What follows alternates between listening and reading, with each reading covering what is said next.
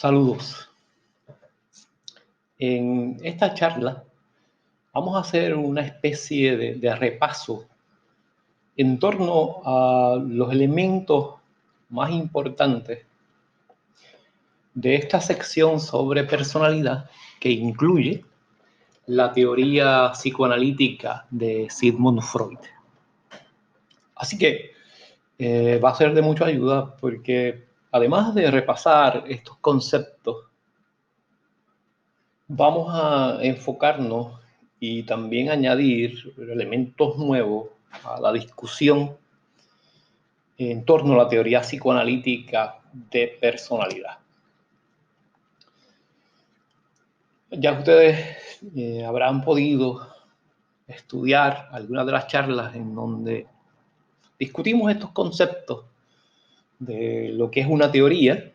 Y cuando hablamos del campo de teorías de personalidad, pues tenemos que entender que son modelos de realidad para explicar la realidad y que estos modelos están muchas veces basados en evidencia clínica, en otras palabras, de cómo estos psicólogos trabajando con sus pacientes elaboran unos conceptos para entender la realidad, para comprenderla, para explicarla, para predecirla.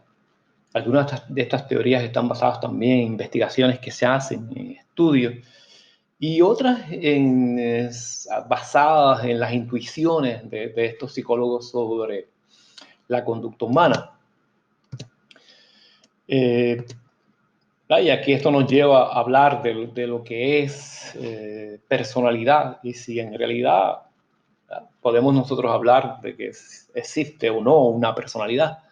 Pero en términos generales podemos decir que es un patrón característico que va a distinguir a un ser humano de otra persona. Así que estamos hablando de los pensamientos, de las emociones y de la conducta. Y lo importante aquí de este concepto es que cuando hablamos de la personalidad de un individuo, hablamos de lo distintivo, lo que hace único a esa persona de otras personas como tal.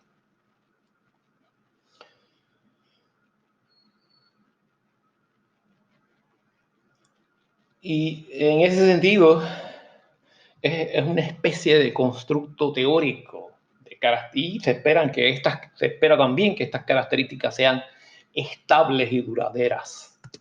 En otras palabras, se espera que un individuo sea de tal manera a través del tiempo, que no cambie tan rápidamente de un día para otro. Sí, claro, toda la psicología también está basada en el hecho de que es posible que un ser humano cambie, se transforme. Así que estamos hablando también de una especie de transformación de la personalidad, pero que no puede ser un asunto de un día para otro, porque claro, si una persona cambia drásticamente de un día para otro, pues, y así subsiguientemente, pues estamos hablando de lo que se ha llamado también un problema de personalidad múltiple.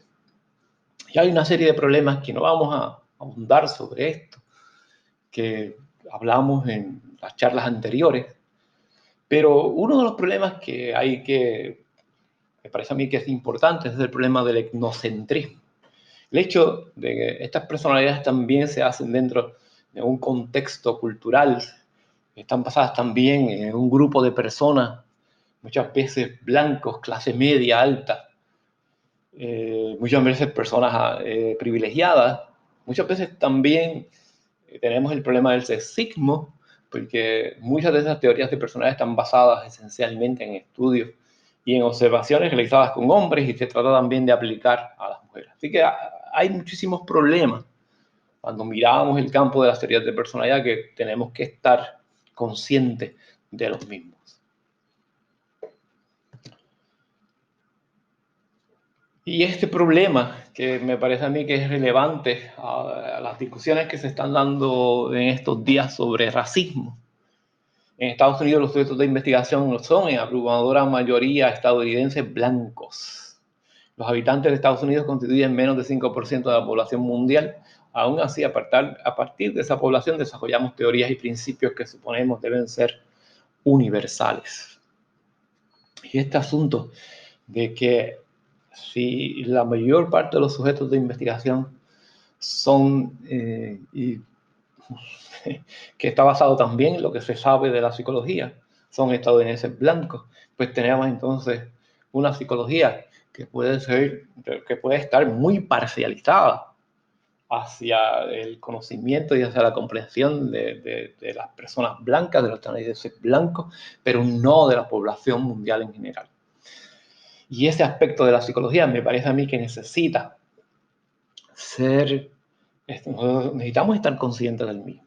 Necesitamos ver las limitaciones y las implicaciones que tiene esto para el estudio de la psicología, para lo que usted lee, para las investigaciones de las cuales está basada la disciplina de la psicología, la ciencia de la psicología como tal. Así que es un problema mayor. Bien, cuando hablamos entonces de la teoría psicoanalítica, es la teoría, como ya ustedes deben saber, la teoría formulada por Freud y basada esencialmente en el concepto del inconsciente. Es el mayor descubrimiento de Freud y es lo que lo va a llevar, sin duda, a inmortalizarse. Si hay un concepto que inmortaliza a Sigmund Freud, es el concepto del inconsciente. Sigmund Freud, es importante conocer algunos datos de Freud y dónde es que él desarrolla su obra, cuándo lo desarrolla. Y estamos hablando específicamente en lo que se ha llamado la sociedad victoriana, una sociedad también bien conservadora en términos de sexualidad. Y es por eso que los estudios de Freud empiezan a ser controversiales, porque uno de los principios de la teoría psicoanalítica es que la sexualidad es un aspecto fundamental del desarrollo humano y que muchos de los problemas que el ser humano tiene están enraizados por un desfuncionamiento de la sexualidad. Y ese disfuncionamiento tiene que ver mucho con la represión de esa sexualidad. Sigmund Freud nace en Austria de una familia judía. Estudia medicina y se especializa en neurología, y esto es importante porque los primeros casos que Sigmund Freud atiende son casos de personas que tienen problemas neurológicos. Por ejemplo, problemas tales como no puedo mover este brazo. Problemas de que me he quedado ciego, pero me han hecho estudios y no hay nada malo con mi sistema visual. Problemas como no tengo sensación en las manos. Problemas como tal de mareos, etcétera, etcétera. Así que cuando Freud empieza a trabajar con estos casos, él se da cuenta de, por ejemplo, que casos como de personas que de momento se habían quedado paralíticos o no podían mover sus manos, no tenían una causa física, pero sí tenían un origen en un trauma de naturaleza psicológica y específicamente en un trauma de naturaleza sexual. Y aquí este es lo que podríamos llamar uno de los grandes, otro de los grandes descubrimientos de Freud. Este asunto de ligar el problema de naturaleza física con el problema de naturaleza psicológica mental. Y esto es lo que lo lleva a hablar entonces de la neurosis. Esto es lo que lleva también a hablar del desorden histérico. Y debido a que la mayor parte de los casos de problemas relacionados a lo que Freud llamaba histeria eran casos de mujeres, pues la histeria empieza a asociarse con un problema esencialmente de mujeres, que es también, ¿verdad? No un tanto, sino es sexista. Y el concepto de histeria en su origen,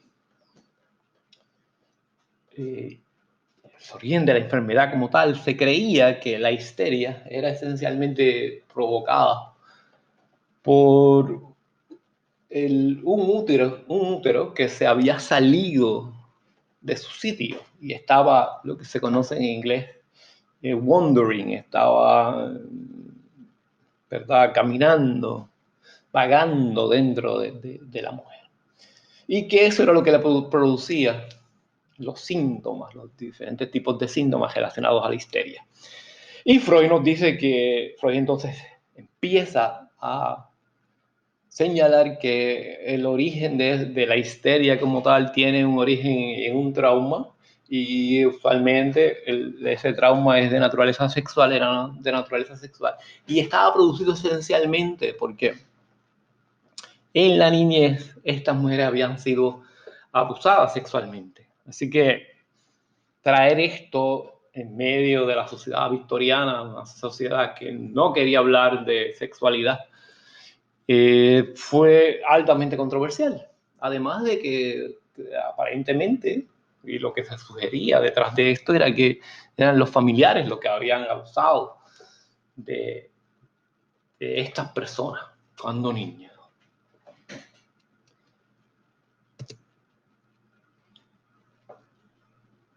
Así que cuando hablamos también de la teoría psicoanalítica tenemos que entender dos tipos de principios importantes.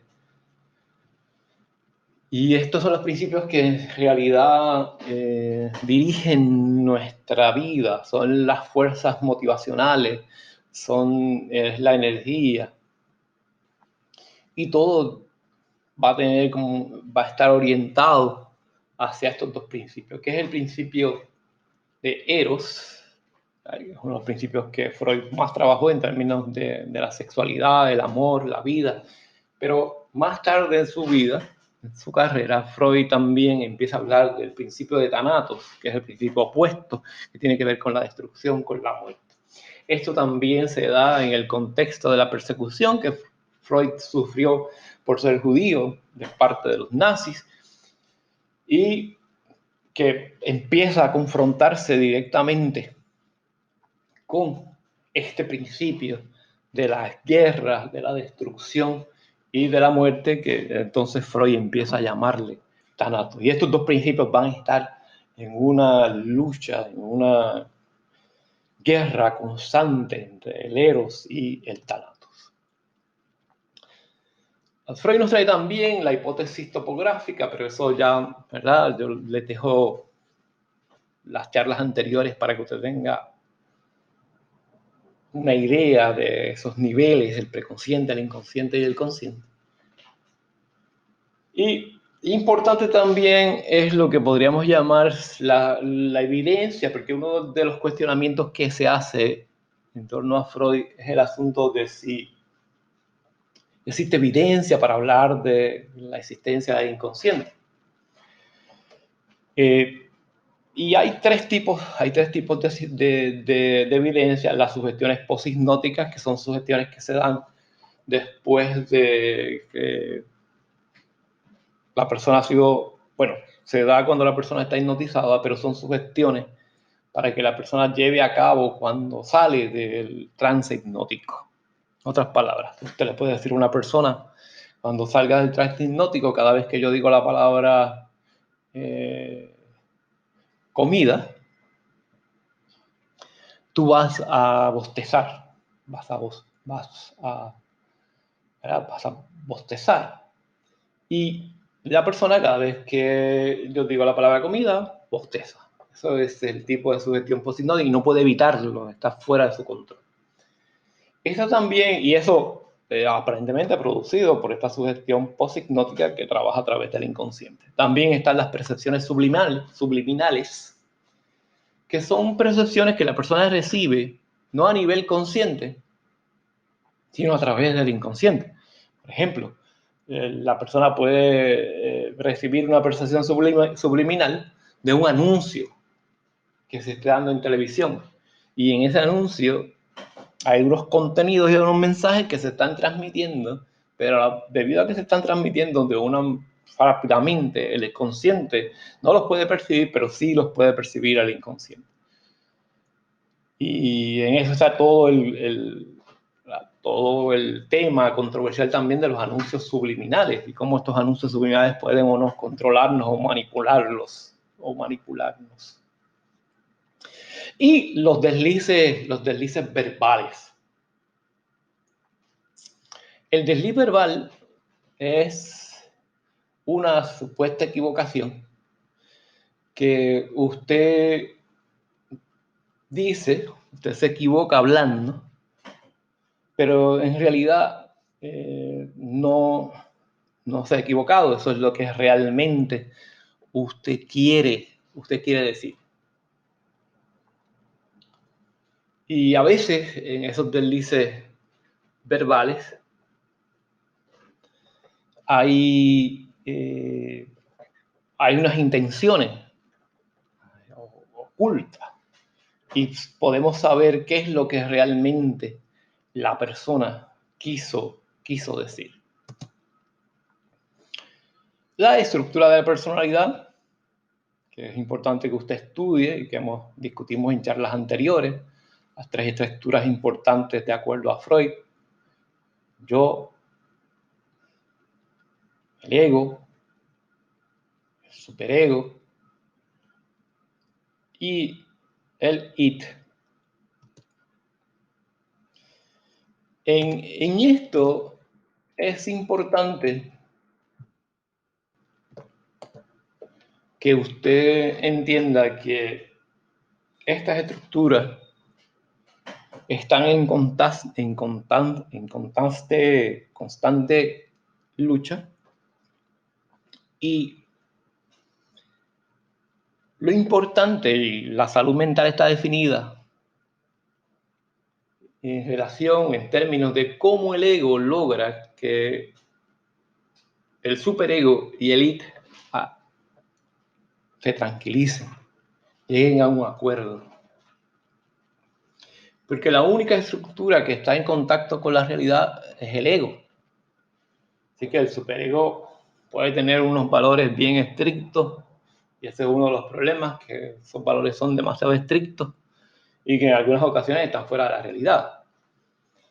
Y esos valores lo llevan a distorsionar la realidad. La única estructura que le da esperanza al individuo, y por eso es que hay que fortalecer esa estructura, y debe ser quien controle, quien tenga la función ejecutiva dentro de la personalidad, es ese ego. Mientras tanto haya control del id o haya control del super yo, pues vamos a tener entonces problemas. Así que la personalidad debe ser dirigida por lo que se llama el principio de la realidad. Y ese principio de la realidad está fundamentado en un buen funcionamiento del ego. El id está dirigido por el principio de placer. Sin duda que no puede ser el líder de la personalidad. Porque un individuo que está dirigido por el principio de placer, pues es muy probable que termine muy bien o siendo un criminal o en las cárceles como tal. Muy bien, hasta aquí vamos a concluir la primera parte de este repaso en torno a estos principios importantes de la teoría psicoanalítica. La segunda parte, vamos entonces a concluir esta sección del psicoanálisis. Hasta pronto.